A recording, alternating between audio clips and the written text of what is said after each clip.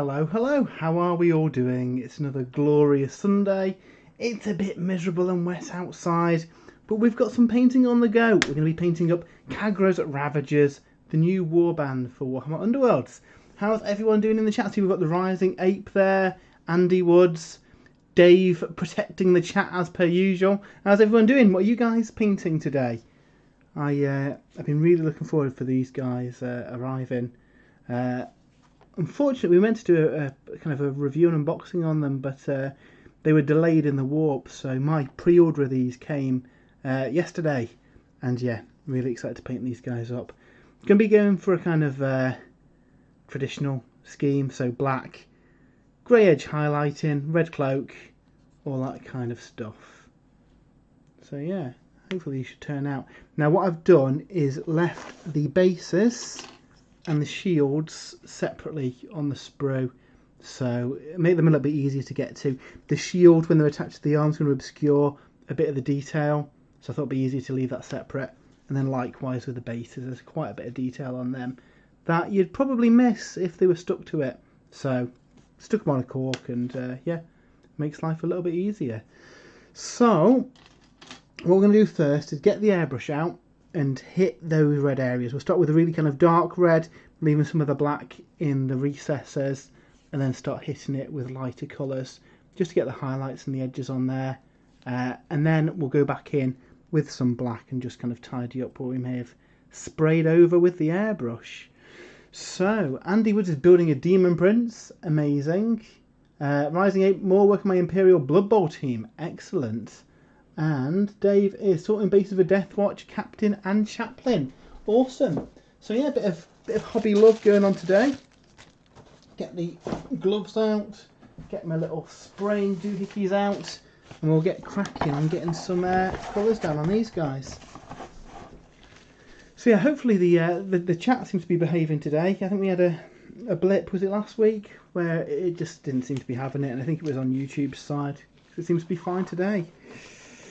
Ooh, it's been a strange one. It's been a strange one. With the fortnightly releases, I'm kind of trying to kill time until all the Slash stuff comes out.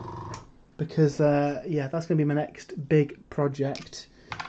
Doing Slanesh. Now, I've said over the last few weeks, oh no, I'll hold fire, try and get the other Slanesh bits painted. Yeah, that's generally not how it works, is it?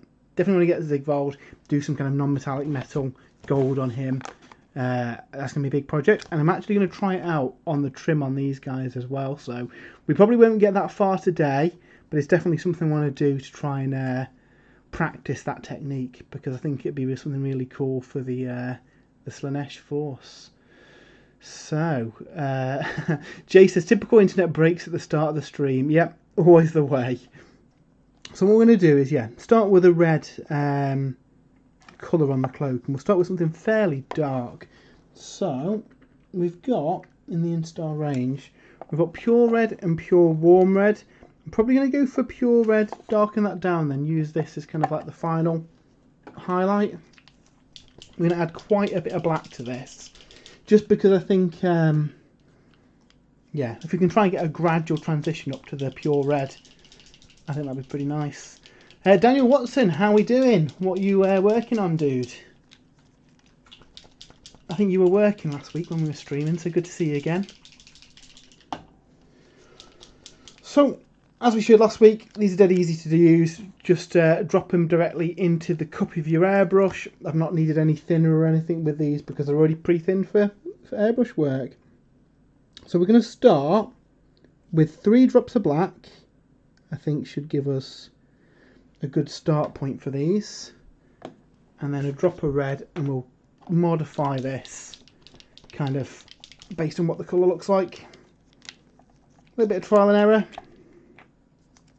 I've actually ordered some bottles so I can get some pre-mixed colours, because that will make life a little bit easier.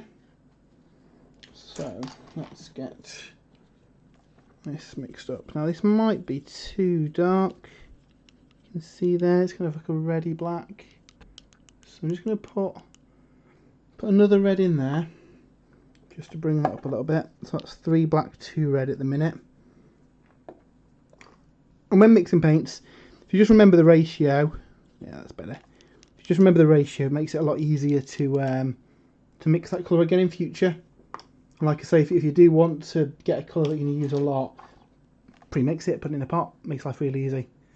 So, just on some true scale F-35 Joint Strike Fighters, nice. Should be good for Aeronautica. Cool, yeah,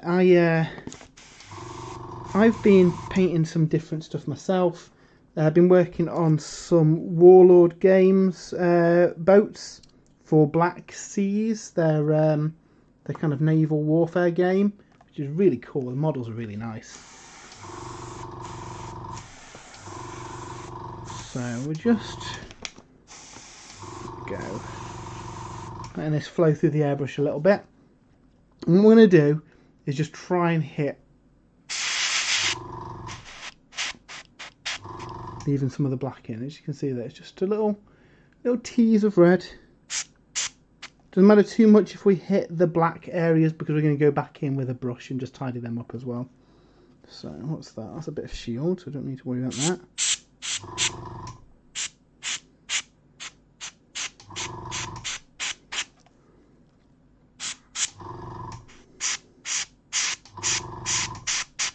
Again here we're just getting the tease of that dark kind of red in there, because then we can build up from that with the rest of the colours. Yeah, that's looking okay.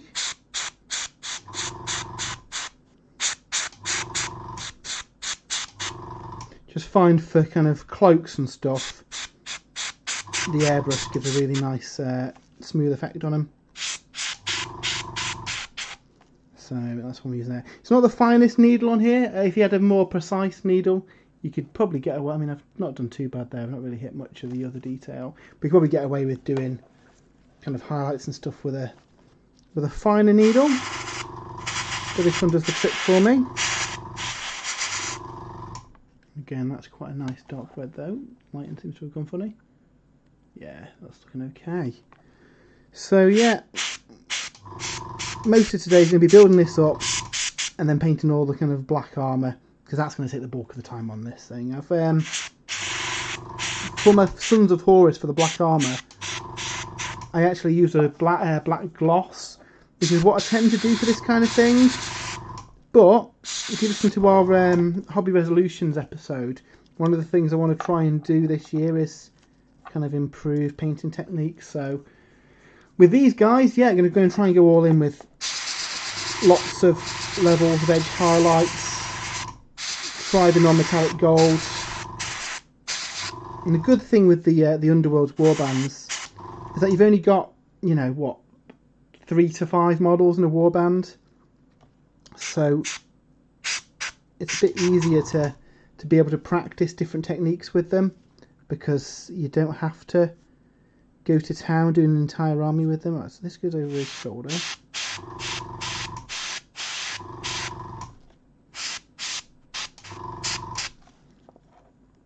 There's a lot of different schemes you can do with Chaos Warriors.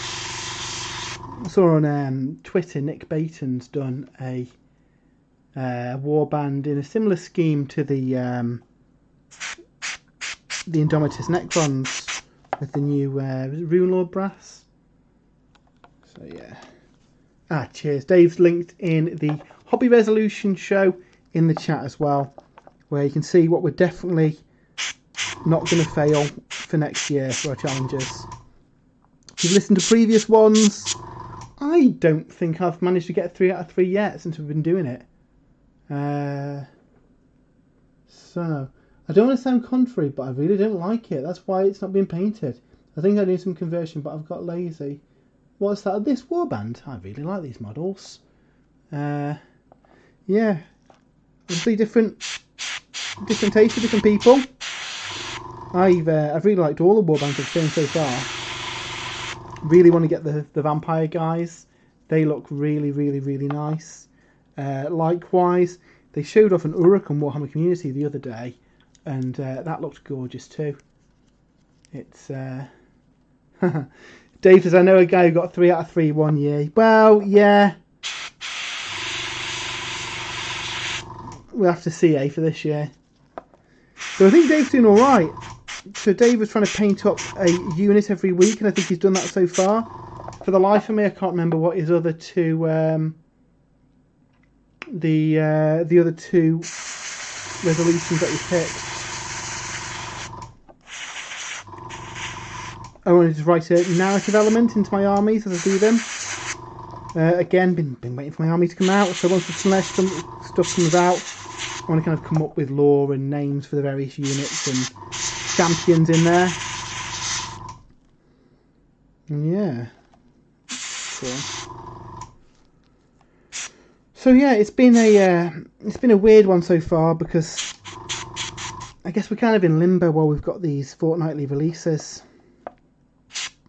But I'm sure as we get further through the year, that'll start to open up. Right, we're starting to run out of paint a little bit in here, so we'll drop in the same colour mix. 1, 2, 3 black and 2 red. 1, 2. Give this a bit of a mix, and then we can do the red on him. Go back and kind of do a stronger colour over those, and then we'll add another drop of red to start building up these layers now. So, what have we got going down in the chat? So excited for the new Warhammer Quest models. Absolutely. I am desperate to do some vampires. I don't think we've not seen the big guy, but we've seen the kind of skeleton warriors that he's got, and they're so much nicer than the old one that we previously had. I mean, we've had a few skeleton kits over the years, but they're really nice. They're more akin to the Warhammer Underworlds warband, the Sepulchral Guard. So yeah, really looking forward to them. I hope we start to see some more of the heroes as well.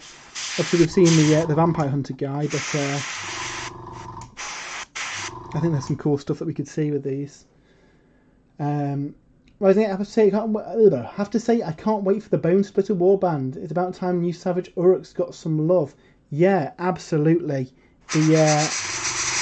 The one that we've seen looks really cool as well, because they got a recent battle tome, didn't they? But there wasn't any new models with it. It was more so just combined in the Savage Orcs and the Bone Splitters. Savage Orcs and the Iron Jaws. So yeah, it'll be good to see some new stuff for them. That's a good thing with these little Warhammer Underworlds warbands, though. It just gives you a little palette cleanser, or a nice different unit to add to your existing for. So yeah, I think that's cool. We've got Daz Maul in the chat. How are we doing, Daz? I see the Chaos Dwarfs have disappeared from the Forge World website, so you're still fighting the good fight for those guys. I hope that's a sign that we see like a proper plastic Chaos Dwarf faction at some points. And you never know, they may appear in the old world as well. That'd be cool. Okay, so we've got an initial red down on him. Lighting keeps going. And what we're going to do is just go back and touch up a couple of these. And then, yeah, we'll work on the next colour up.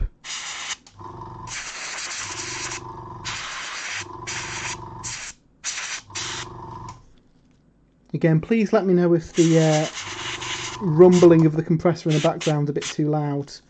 I can see what I can do in the stream settings to make that a bit less loud for you.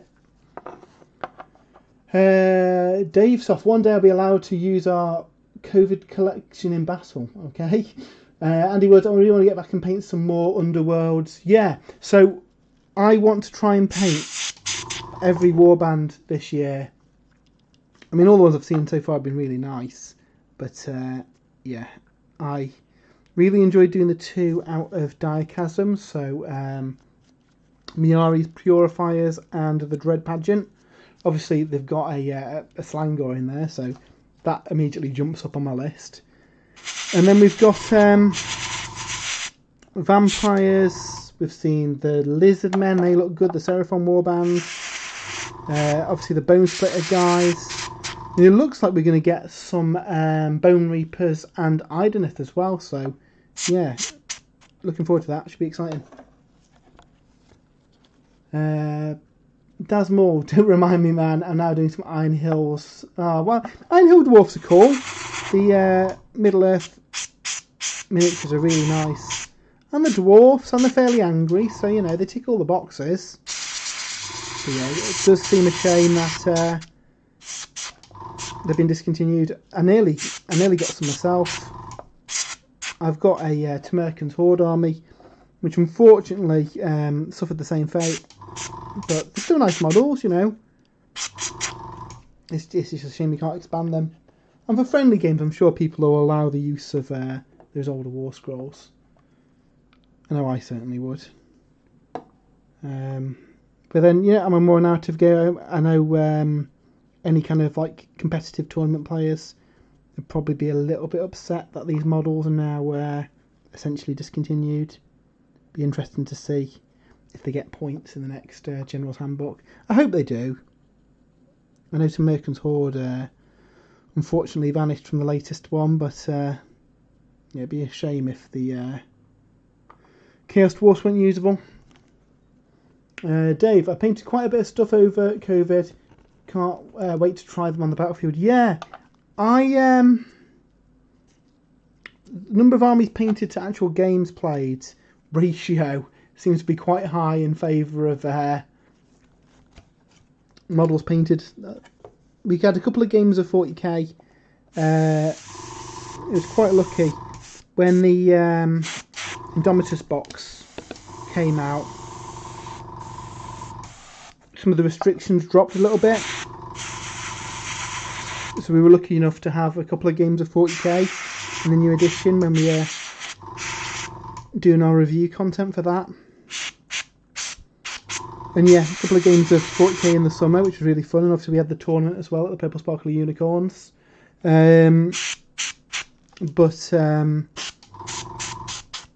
Age of Sigmar, I think we only had 2 games last year.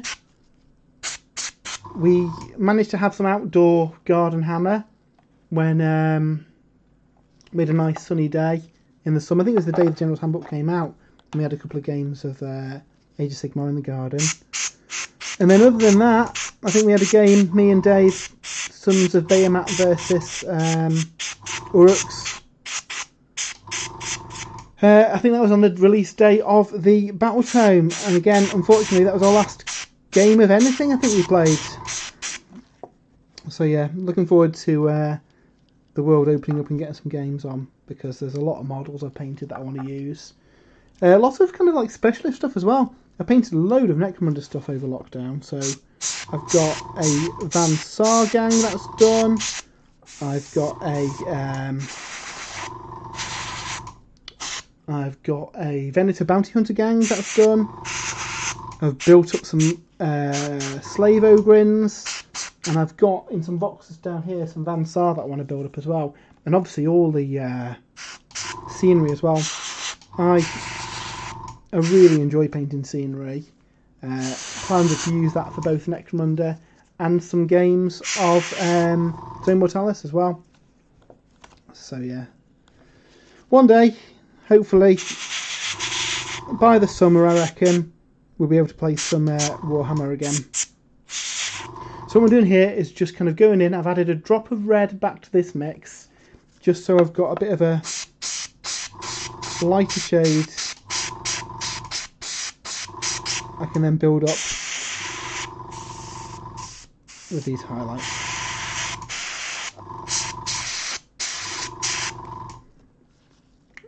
And we'll probably do one more transition up and then go in with the brush, maybe with a pure colour.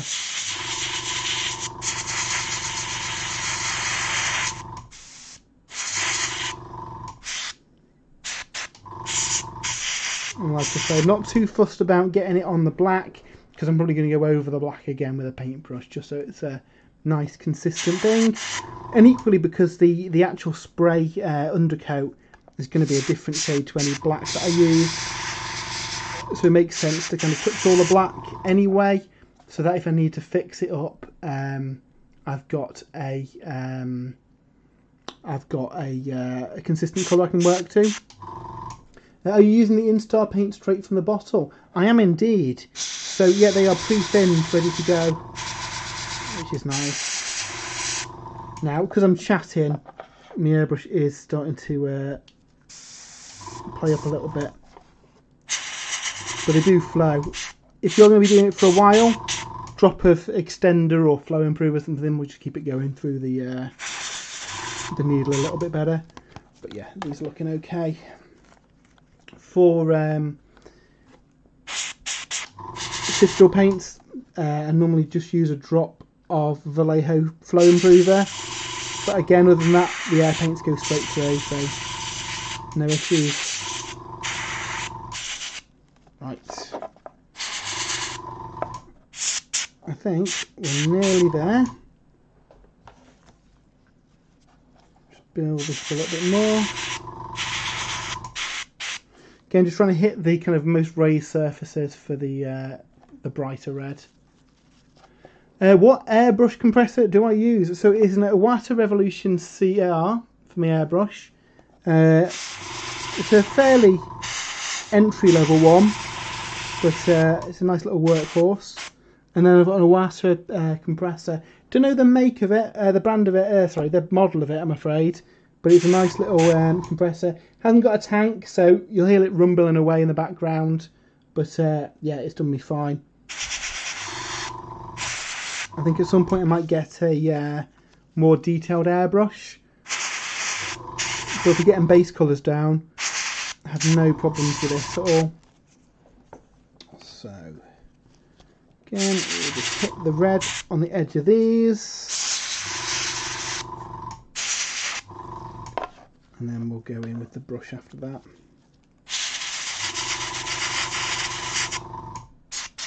If there's more room to work, probably go in again with another lighter shade again through here. But I think because of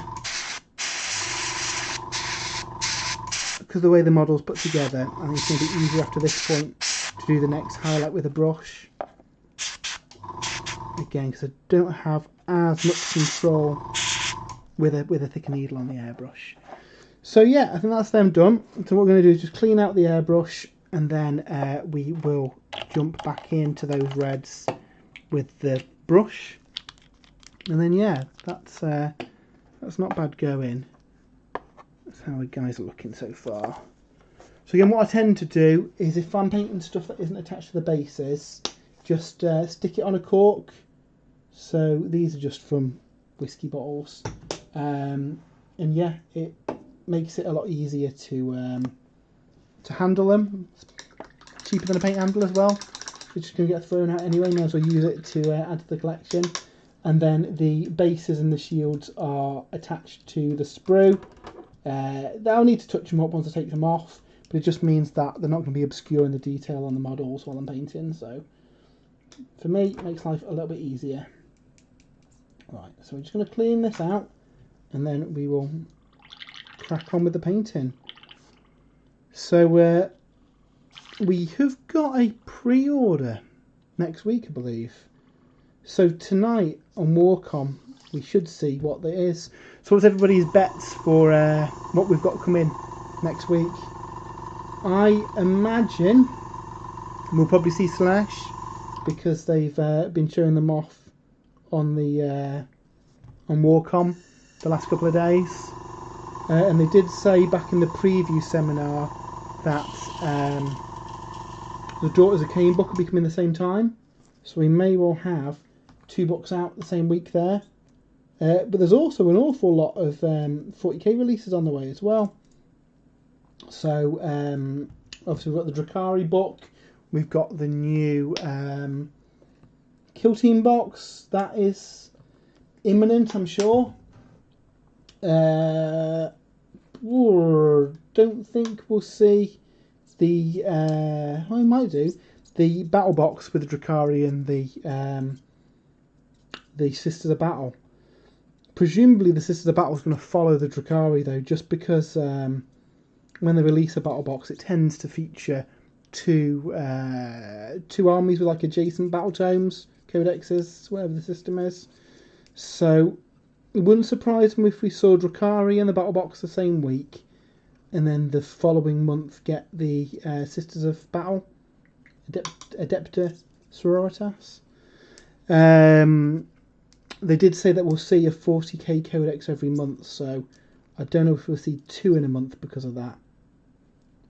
And we've got an awful lot of stuff to come out anyway. We've actually got the 40k campaign book as well. We saw that a long time ago on a preview.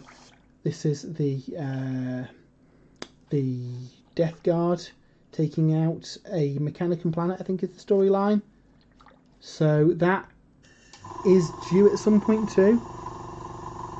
Lots of stuff coming out. You'd think as the last pre-order was 40k, this pre-order would be 40k. AOS, sorry. Not necessarily. We might see both of them. Obviously, with it being fortnightly releases, it does reduce the number of slots we've got to work with. So, we could well see both systems in the same week, because this is probably going to be the last pre-order of the month. We might have one more after this that leads into March. But yeah, it's certainly exciting. It's going to be an expensive week, whichever it's going to be, I'm sure. I'm really looking forward to the War Master Titan coming out. I think that's going to be really fun. That's probably a little bit further out. I waited ages for Sister Battle to actually buy some now. They're available. Yeah, the big box that they did was really good. I managed to pick up one of them, and pretty much most of the range when they came out. I haven't picked up the individual some of the individual kits, but I think I got most of them. I really like the look of the new battlesuit thingies that they've got. So yeah, looking forward to seeing if they get anything else with it, because we know they've at least got one new kit in the form of those suits that they're wearing, and we've got a new character in the battle box, and there's a couple of things in the trailer that they showed that could well be new models as well. So yeah, there's definitely some cool stuff we could see. Right, let's just clean out this airbrush because we don't need this anymore now. We'll just leave that cleaning while we carry on with these guys. So let's see. So the plan is we'll go back in with the red and we'll just build up the edges of these a little bit. We don't need an awful lot, just to give them a sharp highlight on the edge there, and then we'll see how that is. And then yeah, we'll go in and start working on the black. The black's probably going to take the longest because it's obviously lots of edge highlighting. And then yeah, we need to think about the metal. So I want to try and do a non-metallic gold effect on the kind of the edging of the armour. I may try and do the weapons in the silver as well. Oh, we've got some new people in the chat. Lady B Miniatures, Matt or Dave? Can never remember who it is. It is Matt. So on the stream, I'll always tend to be presenting. However, I think Dave and Jay are up for appearing on the stream at some point in the future too. So that'll be exciting. See what those guys are up to. So you've not just got me to chat at you. But yeah, I hope you've enjoyed these streams we've been doing. We've been meaning to do something like this for a long time, so it's fun to finally be able to do it. Dave says, I'm not the Dave, I'm just another Dave.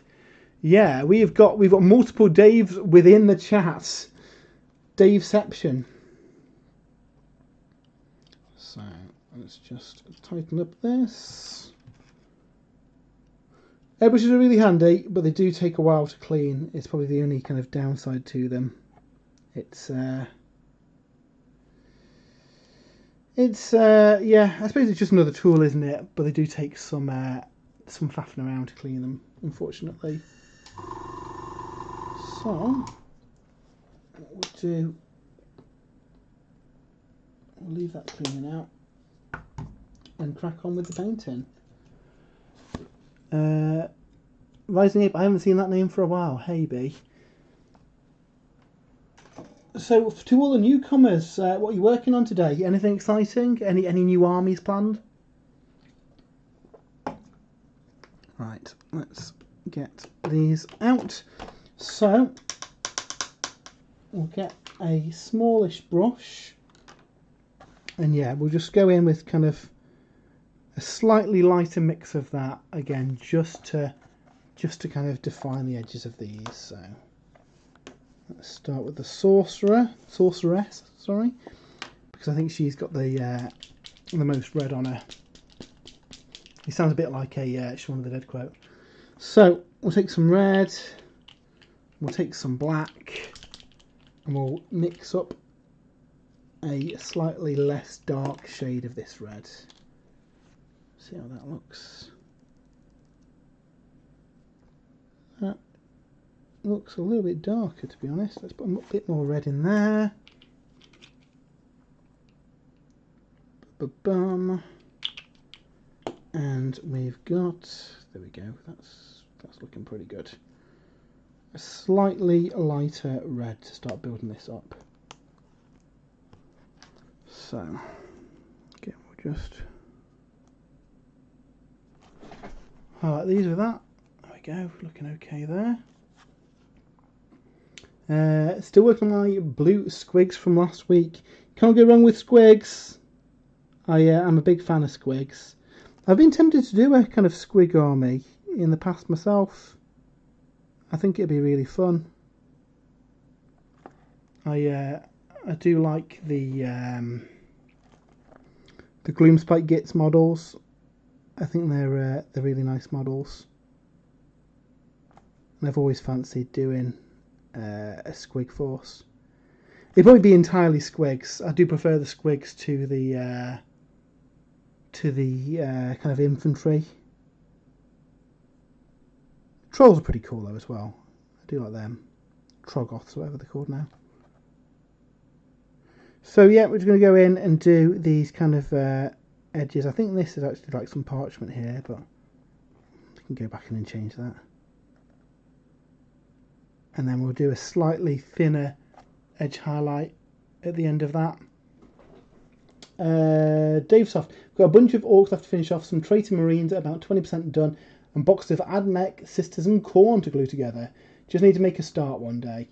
Andy Woods, I finished my third Man Crusher Gargant, so I'm working on a Demon Prince at the moment, then a Mega Gargant.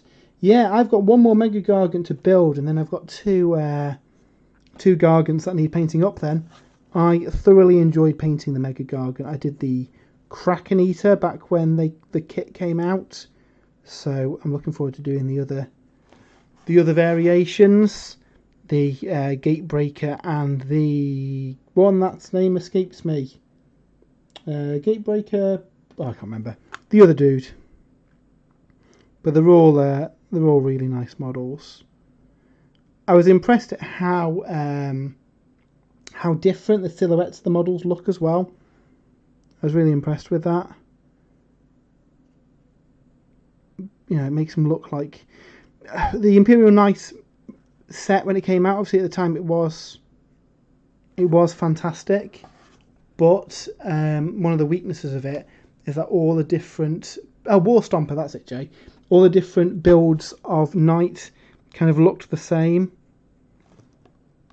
Because they had the similar pose, where they've managed to kind of get rid of that with the Mega Gargants by having them kind of like the different builds twisted in different directions, which makes them look a bit more different on the battlefield, which is cool.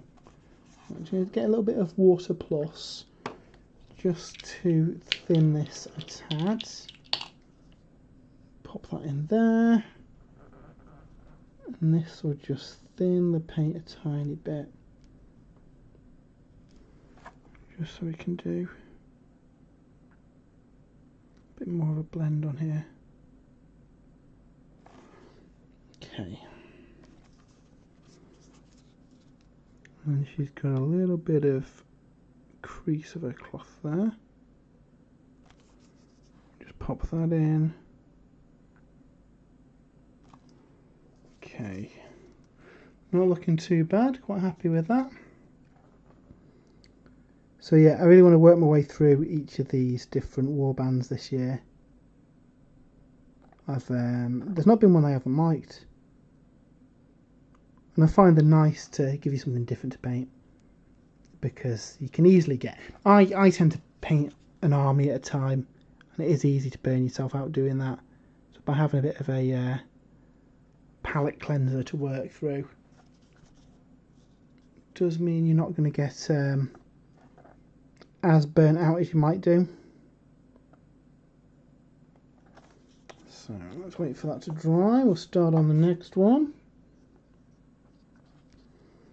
And again, same on these. We're just going to work around blocking all this red on the edges, and then we'll go in for some proper kind of sharper edge highlights again, with another kind of like step up of the colour.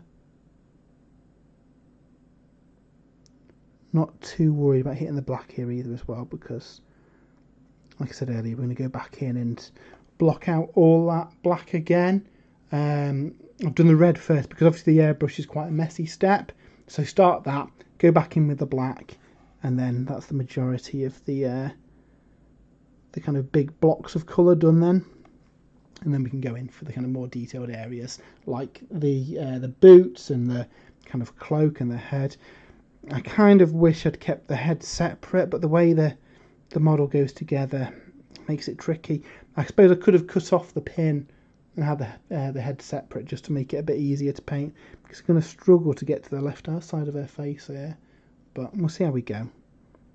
It's not the end of the world. Ba-ba-bum. Hang out and edge highlight, I think this is today.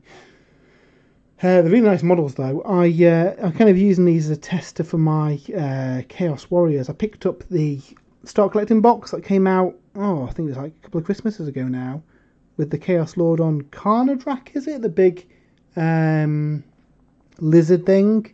That I know Jay fell in love with that model, and he... I don't think you picked it up in the end, did you, Jay? You were tempted to do a Chaos Army at some point. Fell in with the Dark Gods. Dave says the new giants are really cool. Enjoyed playing against Matt's Kraken Eater. Waiting on washes to dry on my bases. Then dry brushing rims, and that's them done. Excellent. So yeah, so that was your chaplain and captain, I want to say, Dave. Yeah, they're looking really nice. Dave's been doing a Death Watch force for... when did you start? You've been doing it for a few years, haven't you, your Death Watch?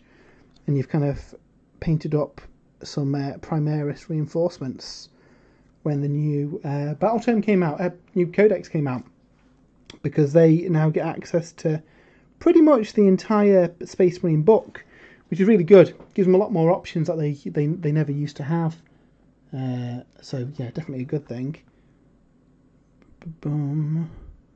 I've been rooting through boxes of Astartes myself today. I've got a load of bikes that I've been waiting on the Dark Angels book to come out. I've been torn between White Scars and Dark Angels, but looking at the new Dark Angels Codex, if you're going to do a bike force, they want to be Dark Angels. That seems to be the way to go for them. Because they're really strong, they're really good, and you can do an ace kind of like Ravenwing themed force. So I'll be doing that. But I've got a lot of also kind of non-bike Primaris as well. So I'm going to put together a Space Wolf army as well. But I've been tempted to get on board this March from a Crag bandwagon and paint some Ultramarines, because I've never painted an Ultramarine before. And I feel that needs to be rectified.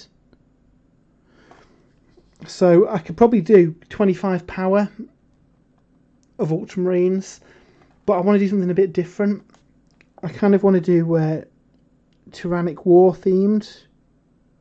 And then I was thinking, rather than paint up an army, what about doing a diorama? So I have some Ultramarines and Tyranids fighting over a kind of snowy battlefields. So I might do something like that. I think that'd be pretty fun. But there's so many projects I'm working on at the minute. obviously if Slanesh is up for pre-order next week, then yeah, I'm going to be working on those guys for a bit. Oh, he's looking alright. Looks cool. So yeah, it's all down to what's coming out. I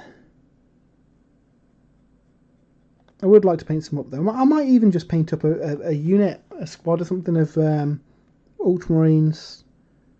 Again, just as something different to do. Again, could even do it on the stream.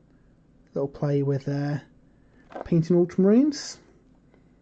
So, okay, so he's coming together. We'll move on to the next one. And again, it's going to be a case of basically working through all these and doing this red. It's quite therapeutic, really, doing these highlights. Oops, just had a shot there. So we've got Andy Wood says, I feel like using an Underworld warband in a game of AOS will be a hobby challenge for next year. So Andy Woods has had some awesome hobby challenges over the years, which he, to be fair to him, always sticks to them, and even if it's going to cost him the game, he'll stick to his goal. So, for example, a couple of years ago now, we were playing in an event at Warhammer World, and Andy had taken the hobby challenge to never take the double turn in a game of AOS. We were having a game, and to be fair, if Andy had taken the double turn, he would have won. But he he stuck to his guns, let me take the turn, and yeah, suffered badly for it, unfortunately. So very gentlemanly sportsmanship there. But yeah, it may have cost him the game. But cheers, Andy. I came third because of it. So yeah, Andy Woods, I feel like, yeah, Dave, haha, chaos is worthwhile. Any other models you don't like can join the horde.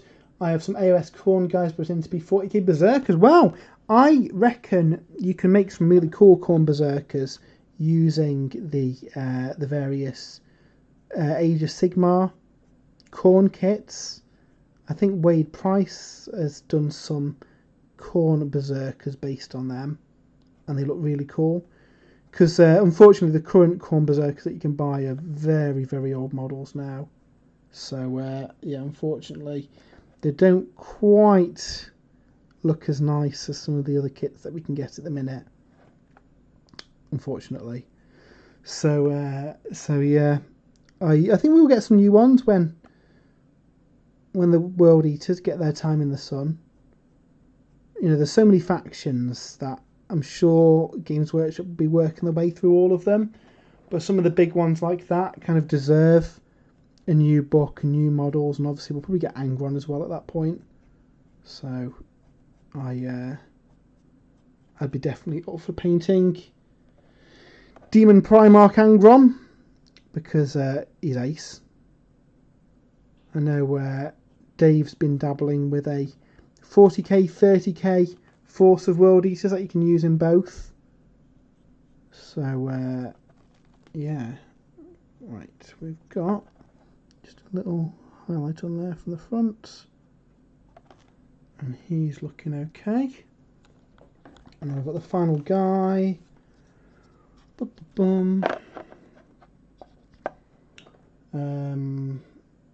Andy says the captain looks sweet, Dave. I think it's over on our Twitter if you have a nosy at it. Dave uses Iron Skull's boys for his war clan. Dave Soft, Death Rattle make good improvised Necrons as well. Though I'm heretical. Well, yeah. I mean, Necrons are kind of space undead now. The new models have got more of a shambling kind of like undead zombie vibe to them than the previous models have had. I mean, obviously there's kind of Tomb King Egyptian influences on them at first. I think they've gone more with the shambling horde of undead for this edition of the game, which I think works really well for them for that kind of cosmic horror vibe that they've got going on. You know, these guys literally use imprisoned gods in order to basically work as batteries for their army now. So yeah, I do like the horror aspect of the Necrons. And there's been some really nice schemes kind of like playing off that as well. So with the kind of horror vibe, a lot of people have done them quite like worn and beaten. These things have dragged themselves out of the ground. So yeah, I do like the Necrons. I've got a Necron force behind me that is almost finished. I've got a couple of Doomstalkers I need to paint, and the Silent King, and then I think it's pretty much done. Don't know how many points that is. It's over 2,000 points. Pretty much 2 lots of Indomitus plus a couple of the new kits that they got, and a Nightbringer in there as well, because, you know, why wouldn't you take the Nightbringer, because he's ace. So yeah, it's pretty cool. Again, not managed to have many games with them this year because, well, no one's had many games, have they? Cool. So we've got those reds down on these guys now. See if you can see them. And again, we'll go in with a another highlight on all these, kind of an edge highlight on a brighter red. So I'll clean the brush, have a nosy at the chat, and then we'll start edging off that red. Andy Wood says Nick Bating would be proud, Matt. Yeah, I feel I owe it to paint at least an ultramarine. Represent, you know. Dave Soft, I thought the bright yellow tricky and went with red trim instead, which is the Armory Company, I think. Andy Wood makes the hobby a lot more fun. Oh, for ultramarines, so yellow. Red trim on ultramarines. I'm not an expert on different ultramarine shoulder trims for their companies, so I'll have to trust your word on that, I'm afraid. I remember when Berserkers came out, they're like the best kit available. It was a long time ago now. Yeah, that's the thing. They did come out a long time ago and they were really good at the time, but things have come on an awful long way. Craig Sinclair, afternoon, sir. Just building these guys just now. Dave, I have really got to get on with this year at some point. Blood for the Blood God. Yes. So Dave getting on top of the corn worshipping berserkers. It's got to be done. It's absolutely got to be done. Skull for the Skull Throne. Yeah. It's no surprise I'm a fan of Chaos armies. Back in Fantasy I had a big mixed demons army. That's now become pretty much an army for each god. So I would definitely be up for adding some Khorne Berserkers if they did come out with a new kit. I think that'd be really cool. I want to try and paint up some of the new plastic Greater Demons as well. I've got the Lord of Change, which is really nice, but I've not actually got the new plastic Bloodthirster or the Keeper of Secrets. So that is going to be on my to-do list at some point because, again, they're really nice kits, and I've not painted one yet. So we're just mixing up a lighter red, just to act as a highlight for this. So I'll add a bit more red to that.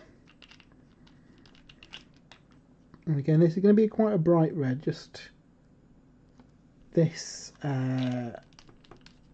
this colour brought up another step just for a final edge highlight.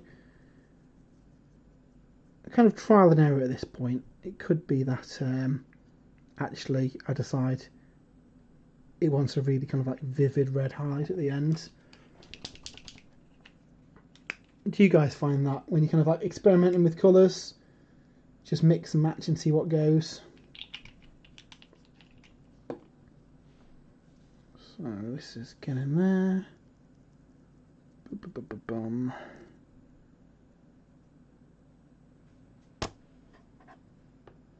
Yeah, that's looking pretty good.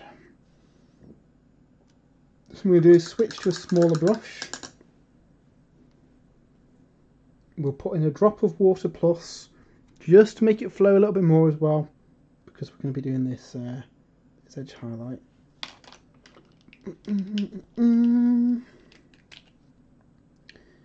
I desperately need to do a paint order. I'm running low on spray cans. Don't know about you guys. I think they've been kind of out of stock everywhere. So yeah, desperately need a couple of cans of Chaos Black. If anybody's got any going spare, I'll gladly take them off your hands. Right, so... Okay, so switch to a size 0 brush, and again, we'll go through these guys and just do another edge highlight on this red, just to bring it up another level. So a little bit more precise on these ones. Let me just move this camera so you can see.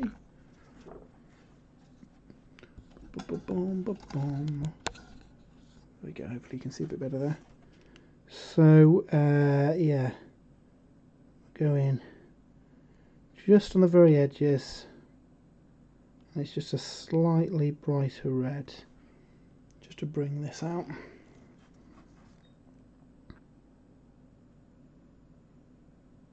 Just using the edge of the brush on the very edges here, just to give you that little indication of the red colour. Right, let's do around here.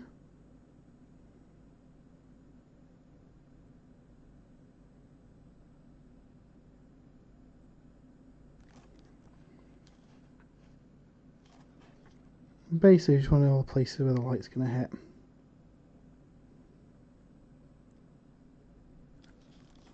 This very edge needs some.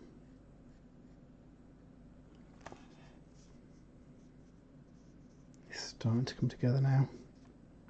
I say she's starting to come together. She's the sister of the main person in the warband, Khagra.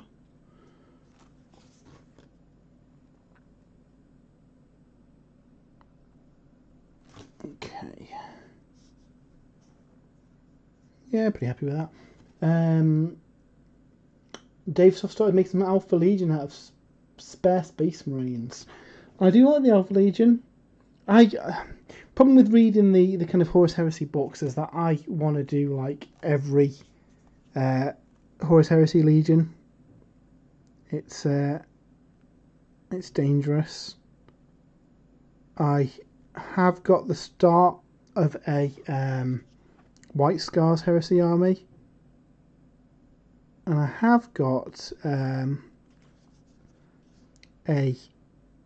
Emperor's Children force that I want to kind of go back to and add some more models to at some point. So yeah, lots of Heresy stuff to keep me entertained. I'd love to do a Dark Mechanicum force as well, led by, I can't remember his name, Arachnaros or something. He's the big spider looking dude. Yeah, it's pretty cool. I really like the model. I just wish there was some more kind of like bespoke Dark Mechanicum units. I believe originally they were meant to feature in the Dark Angels book, but yeah, they didn't. So I think they're in the whatever book follows that, which I guess will probably be a little while away now, which is a shame. But yeah, I'd absolutely jump on and do a Dark Mechanicum army if that's available. Right, pretty happy with her. So what's going down in the chat? I started painting onto paper to see how it dries. I find scale 75 colours dry vastly different to what they look like wet. Without paint mixing, I couldn't get the off ultramarine peppermint and spearmint colours for Alpha Legion. Sigil paint dries really fast outside of a bottle though. Dave Soft, I forgot about Emperor's Children. I need to get a couple of those Glam Rock Marine models. You know what? I haven't actually picked up one of them.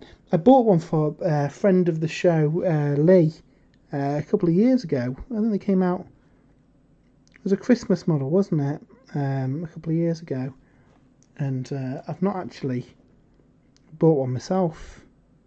I really should do one because that'd be a really fun, vivid looking model to do on the show.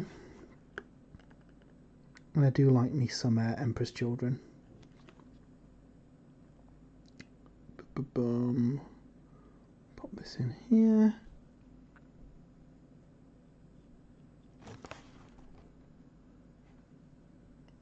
Cool. Right, we're starting to get there with this red. It does take a while doing edge highlight. I mean, we've been on what, nearly an hour, and I've only really done the red. But it's just a case of building it up slowly, isn't it? I mean, once we've done that, the black's going to be relatively easy, because essentially we're just going to paint it black again, and then we'll basically be doing this kind of process with either greys or blues. I haven't decided yet. I think bluey grey kind of works well as a highlight on black, because black's a funny one to paint. You can go about it a couple of ways. I know Dave sprays them white and then uses the black, that I can't remember the name now, the black contrast paint, Black Templar, and then obviously that will create kind of highlights for you in the way that it flows into the recesses. For my Sons of Horus, for their black armour, like the War Master himself and the Justaran Guard, I have sprayed them black. I've then kind of done a zenithal highlight of Corvus black, I think it is. It's like an off black grey, just to give them a bit of distinction in the colour. And then I have gone in with a gloss black, the Death Shroud Clear, the Forge World airbrush colour, and that then gives them a gloss effect, which lets you cheat a little bit by not really having to do like edge highlights. And that is probably the way that I'll paint my 40k Black Legion. But these Chaos Warriors, I want to kind of do the traditional way as I suppose a way of practicing my painting, because I don't tend to do a lot of highlights normally. I'll cheat where I can. I can rattle out an army quickly, but there'll be corners cut, and it'll be there'll be lots of cheating going on, which is fine. You know, if you want to get an army painted for the tabletop, then I would recommend.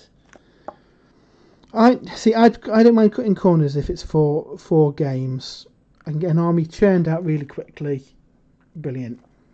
If you're painting something as a display piece, and obviously you're going to take your time a little bit longer, and it depends what you want out of the model.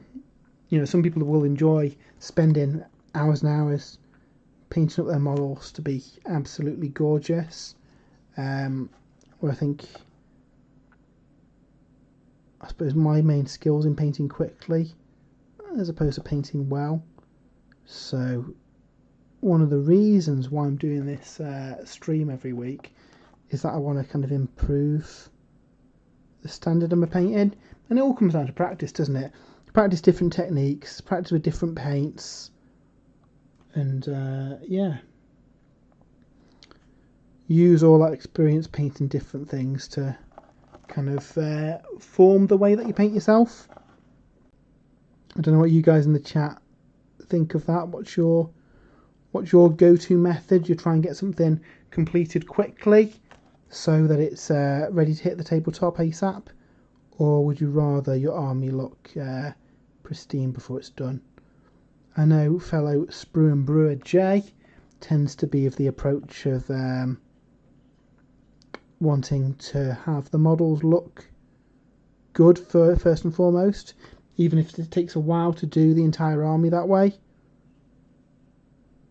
So yeah, it depends what your own individual style is and what you want to get out of it. I want them to hit the battlefield really soon, so that's why I tend to cut a couple of corners. But then you've got stuff like this. We've only got 4 models, so you can get away with taking a bit more time. I'm quite happy with how these are turning out. Cool. Right, let's move on to the next one. Dave Soft. My models look best from a distance. Speed painting and implying a non-oil dunking pot is acceptable. I do make liberal use of washes. It is a nice tool to get things done well. You can hide a lot of errors with a wash, and it kind of all blends together. It's yeah, I think the washes, when they added them to the range, is one of the kind of like biggest things for the hobby for me, because you could put down some base colours, put a wash over it, and you already had some definition to the model already. Where before then it was a little trickier to do that, and you'd have to rely on properly building up your layers and everything. When now, yeah, whack a wash on, do some edge highlights if you want, and jobs are good. So what we got going down in the chat? Jay says quickly. Andy Woods and more tabletop standard and quick. Dave Soft. Depends if it's squared or an individual. Squad or an individual. Squads tend to get batch painted with maybe one or two of them getting special treatment. Individual models get a bit more attention, but results vary. Craig Sinclair. I suspect I'm not going to be playing much in the way of games this year, so my army painting has taken a real back seat, which has been quite freeing. And Rising Ape, I tend to just paint as well as I can, which is maybe a good tabletop standard. I've never done any speed painting, it doesn't feel right. Yeah, I mean, that's it. Everybody's got their own thing that works for them.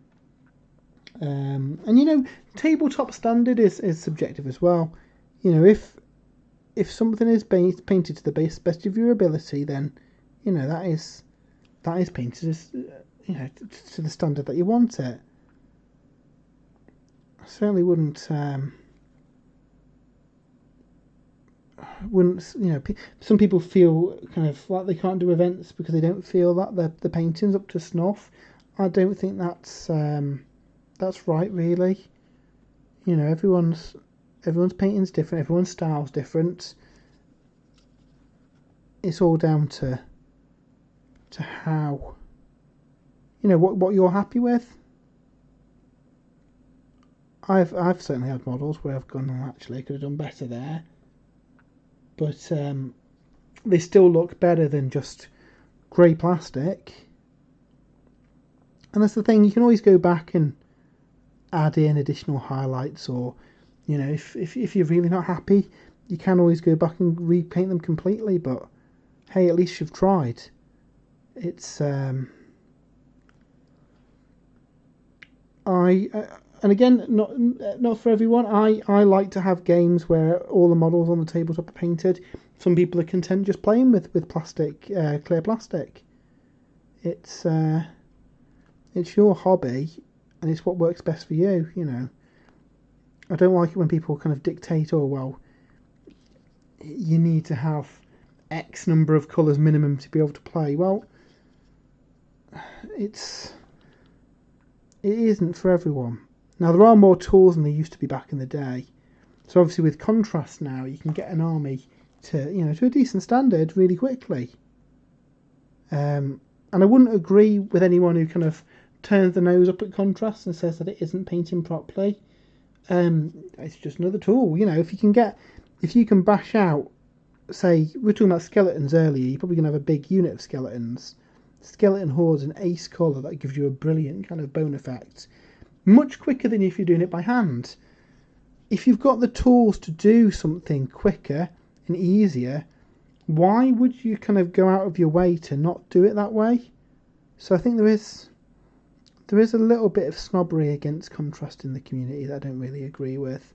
I've painted armies with contrast, and I tend to use contrast paints in a lot of projects. With the in-star stuff as well, you can kind of mix your own contrast style paints. So there's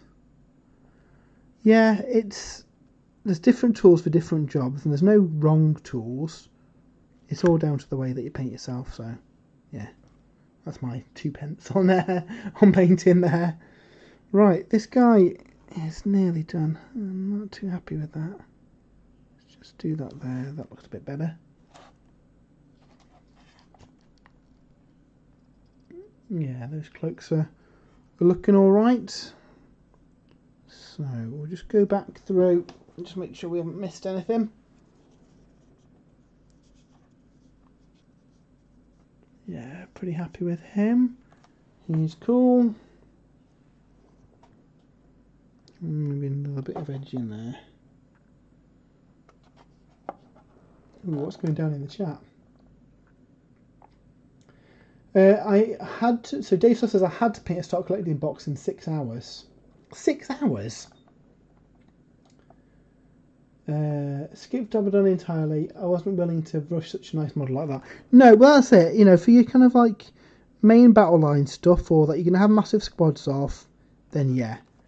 I tend to speed paint them. I kind of will retract a bit what I said earlier. If it is a big showpiece model, I will take a little bit more time on it. But if there is a way of getting the paint on him quickly, a way of cutting a couple of corners, I will take it if I can. Dave says we did a week-long contrast challenge.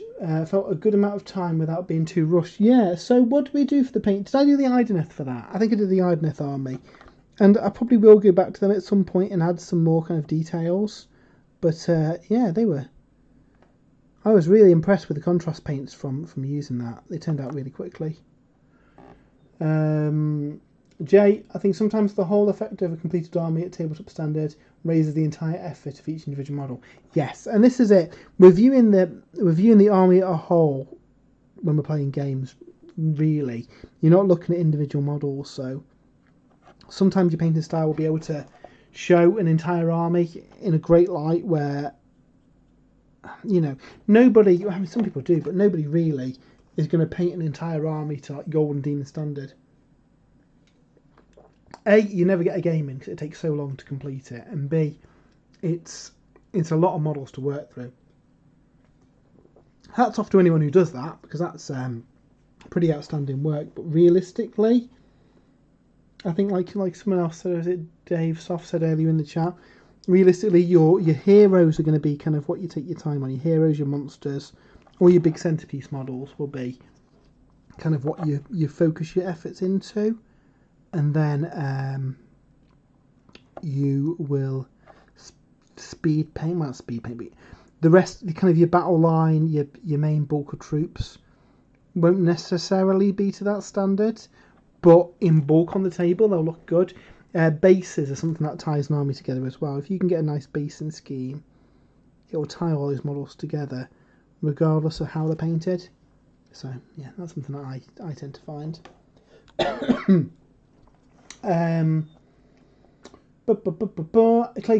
Craig Sinclair, Andy Woods, yeah, really taking the time to learn new techniques and push my painting.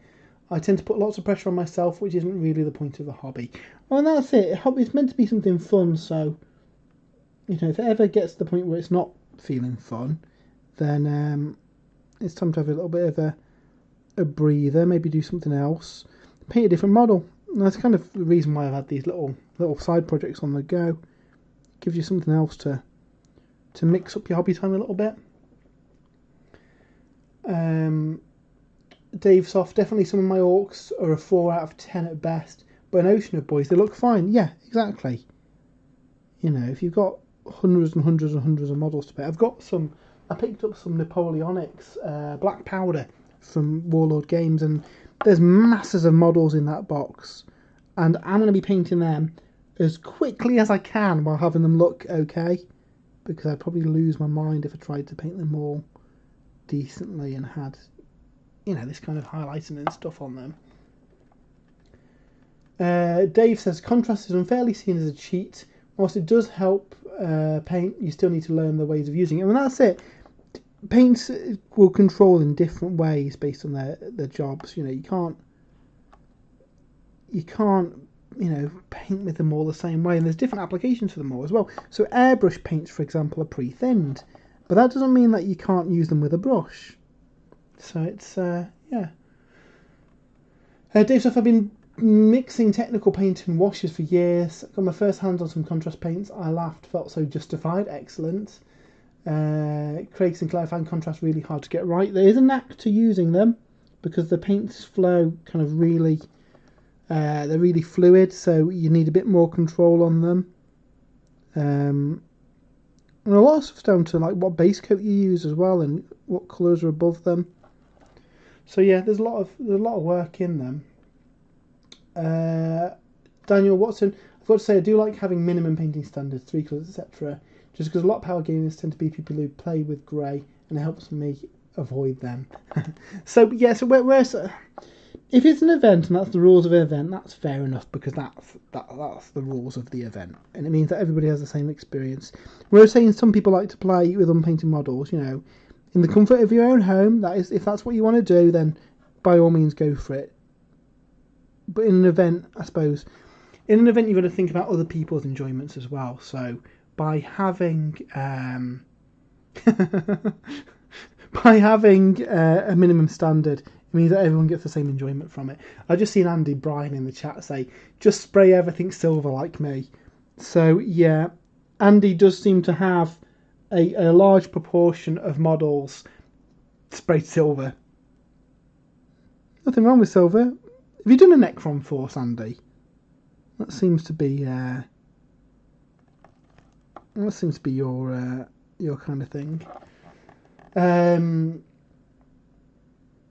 So that's the reason I'm really excited to do a Gargant army. I can spend plenty of time on each Mega Gargant, do my best work, and get a full army out at the end.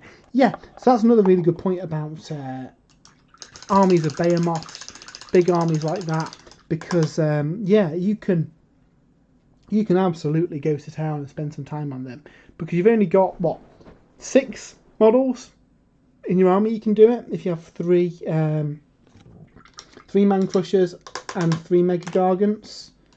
So you've not got an awful lot that you need to paint in there. It's similar on the Everchosen that I did. So it's got slightly more models than that. 9 Varangard, Archaon, and a Gaunt Summoner, plus whatever demons that you want to summon. Used to be horrors. You can summon less now, so that's less models to paint. And yeah, because there wasn't many models in the army, I could spend a bit more time. I think Archaon's the longest I've ever spent painting an individual model.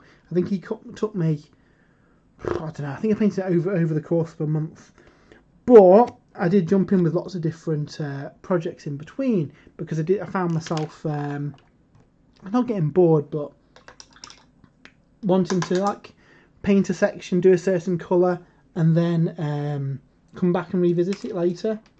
So yeah, I found that a fun army to do, because again, there wasn't the pressure of getting a million models done, so I could spend a little bit more time kind of yeah, painting the individual guys rather than having to worry about doing, you know, 60 infantry. So Andy is currently painting it as we speak. Nice one.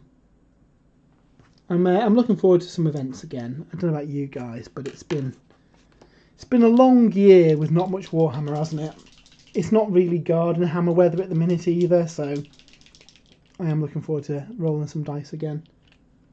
I'm probably losing all my games, but it's all for the fun of playing games, isn't it? Right, so we've done the red. I'm fairly happy with how these guys are looking now. If I get particularly fussy on them, I might go back in and do another edge highlight on them, but I'm happy with that red at the minute. So what we do now is go in and block in the kind of black panels where the airbrushes hit them, and then we can then start highlighting those areas. And then we've got the bulk of the model done then, as far as the kind of like the black and the red, which are the main colours. And then after that, we can start going in with like all the fur, do the kind of like handles on the weapons, and then the metal, we're going to try and do non-metallic. So we'll see how that goes.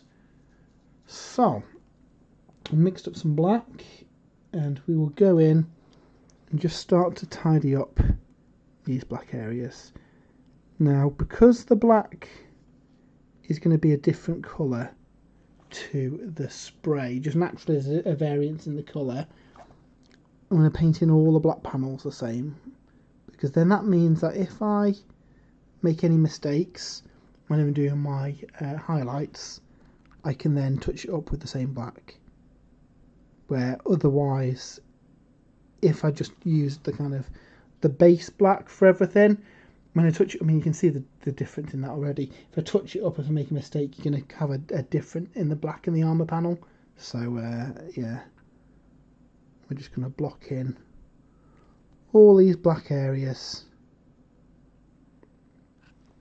And then we've got bits of arm on the shield on the sprue as well that I'll need to go in and do. For the actual bases, I'm undecided what I'm going to do.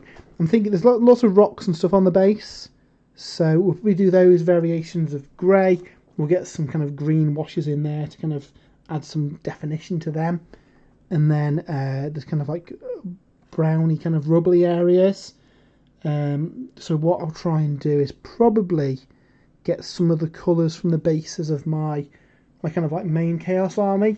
So if I do use these in a game alongside them, the bases don't take away too much from them. The sculpted Underworlds bases are really nice, but you might find that they won't match the rest of your army. I mean, with the Slaanesh warband, I'm actually going to steal that kind of style for my whole Slaanesh force, which means rebasing my Slaanesh for, what, the third time now?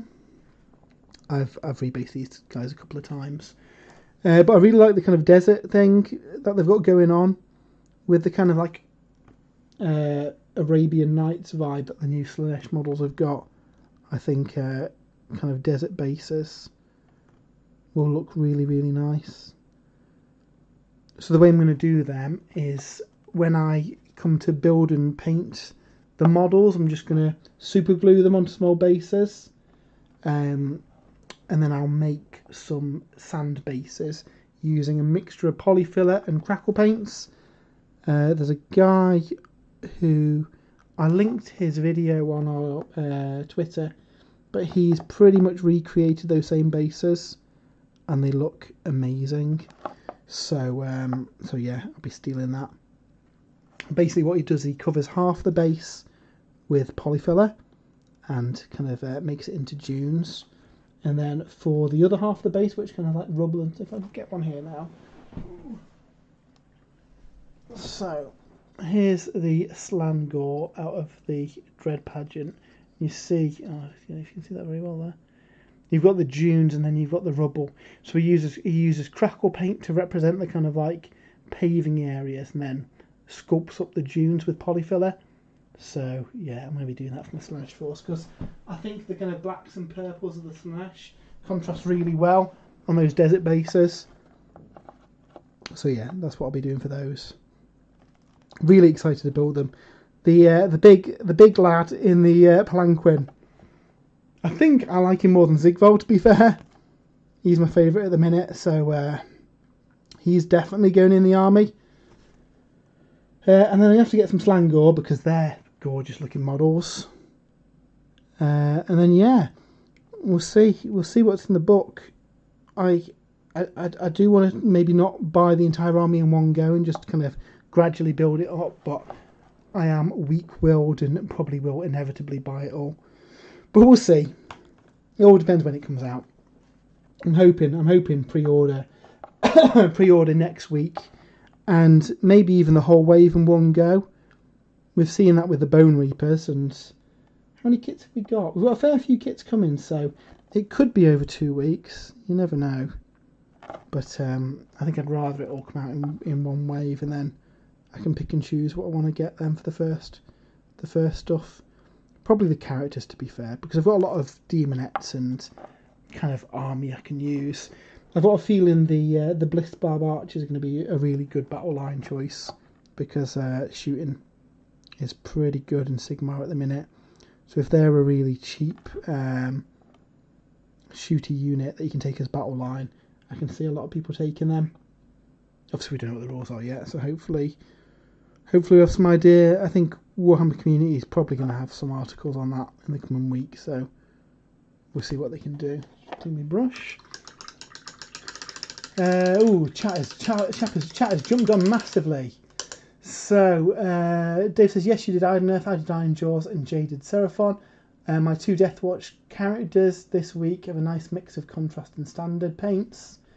That's the reason I'm really excited to do a Gargant army. Dave playing Monopoly tonight with the wife. That's my dice fix for now. Monopoly, eh? How do you find Monopoly with two players? Because with two players, it seems to be a bit of a back and forth that never ends. You'll have to let us know how you go. I hope it's Warhammer 40,000 Monopoly you're playing, Dave. Dave Soft. That makes me want to incorporate Magic the Gathering into Monopoly somehow. Andy, I'm predicting Slanesh and Daughters up for pre-order next week. Yep, I'd agree with that. Jake, it'll all be Lumineth. GW don't want me waiting again, surely. Well, I said this last night jokingly. So, if you don't know, if you're not a listener of the podcast, Jay seems to be cursed. Whenever he's excited for a new Age of Sigmar army, they tend to go walkies. So he was really, really looking forward to the new Sylvaneth book, and I believe the shipping container was in quarantine for a few months, and that caused the book to come out a lot later than it was due.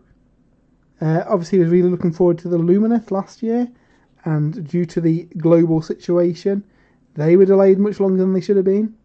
So I've kind of half joked that inevitably we'll see the rest of the Lumineth massively delayed now, just because Jay's really excited about them. So yeah, it's yep. I'm fairly certain that he's cursed. So apologies to any Lumineth players, but Jay's doomed your army to be delayed a bit longer.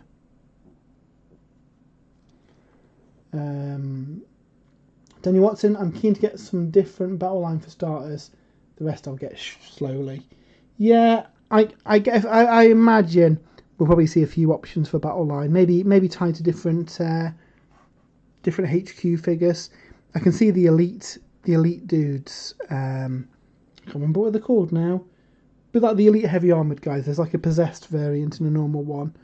I can see them being different battle line choices based on who your leader is.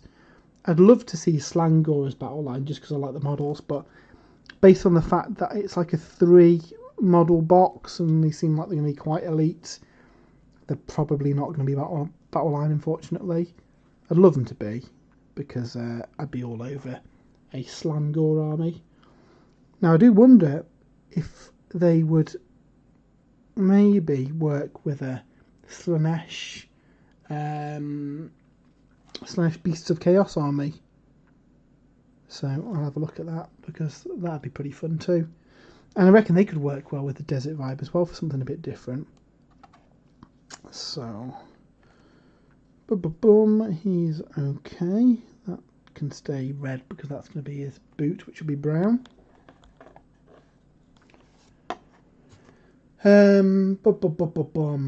Dave says pew pew battle slash shooting versus my Caradrons.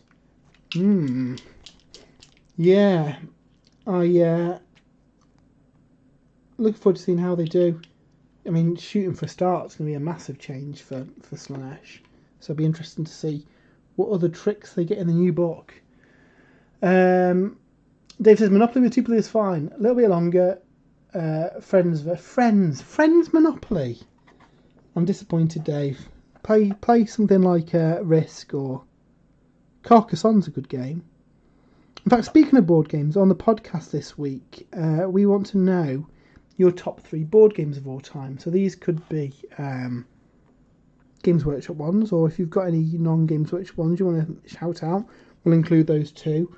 Dave/J, could you link the top 3 post?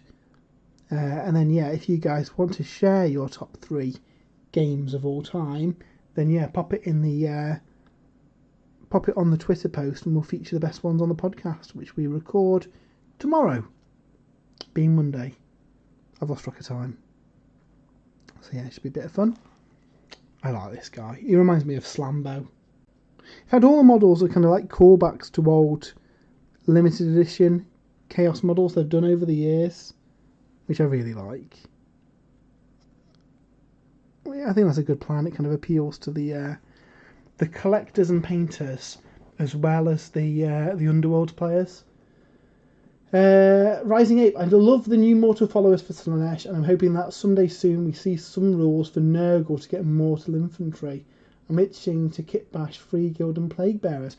Well, they have the Blight Lords. They're technically mortal infantry, but I know what you mean. They're a bit bigger and chunkier.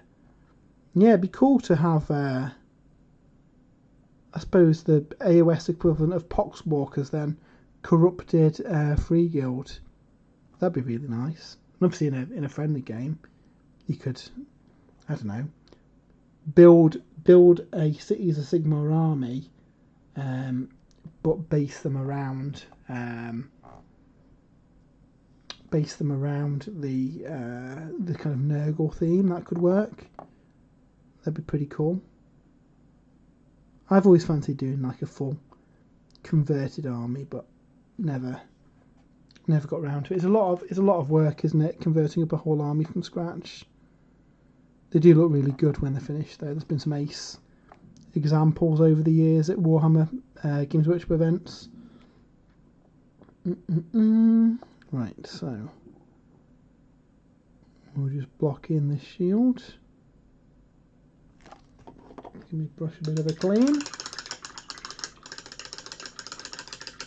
Andy was a Chaos Army that shoots. Hey, we've got skull cannons. Skull cannons shoot. In fact, the Bloodthirsters have got a ranged attack as well. And don't forget Vorgorath. That breath attack took out Neferata in one volley of shooting. Yeah. Chaos can shoot when they want to. In fact, if Daz Maul's still in the chat, don't upset him, because his Chaos Army definitely shot the Chaos Dwarfs. Dave says a city's army around the Witch Hunter is tempting. Well, you see, I've got a feeling that we're going to see that actual witch hunting organisation as an army. You could get all the kind of like fanatics and stuff in there. You've got the War Priest from Silver Tower. You could have units of vampire hunters. It'd look really cool. And it'd be something a bit different to Cities of Sigmar. It'd be like an elite mortals army. And can you imagine an army looking as cool as the vampire hunter from Curse City? It'd be amazing. So yeah, that's something I'd love to see, because I think that'd be ace.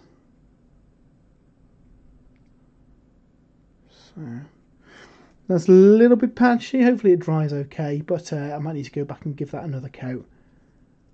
But that's him pretty much done. So we'll move on to the Sorceress. I don't think wears too much black. I think this is like a silver. I'll paint that black first to add as a kind of base for the silver to go over, but I think that's going to be silver eventually. So let's put in some black there. Also black and gold on these. And then these bits will be black.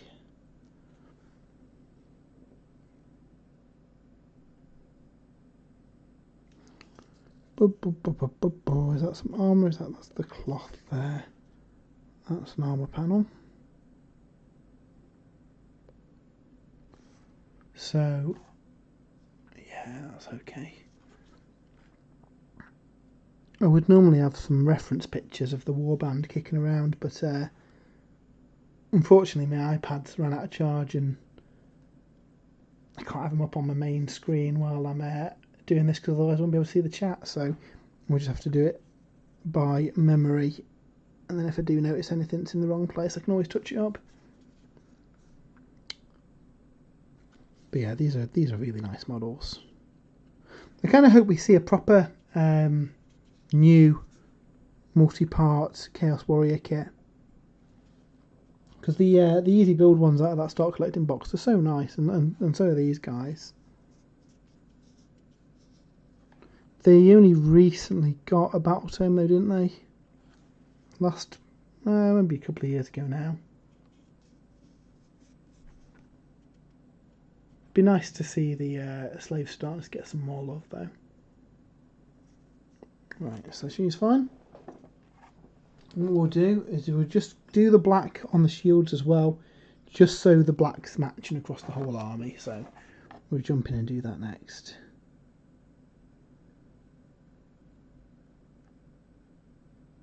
And then after that, we might block in some more of the kind of like the browns and stuff, the boots and the fur. And then we can start highlighting the black. Turn me on half one. Well, we might not be able to get to that today, but we'll certainly see how far we can get. I need to do the bases on these as well. Again, like I said earlier, I'm a little bit undecided on how I'm going to do them. Might just go with the obvious greys for the rocks, browns for the bits around the rocks, and then there's a few skulls and bones and stuff in there. So that's one shield done. I've got this one.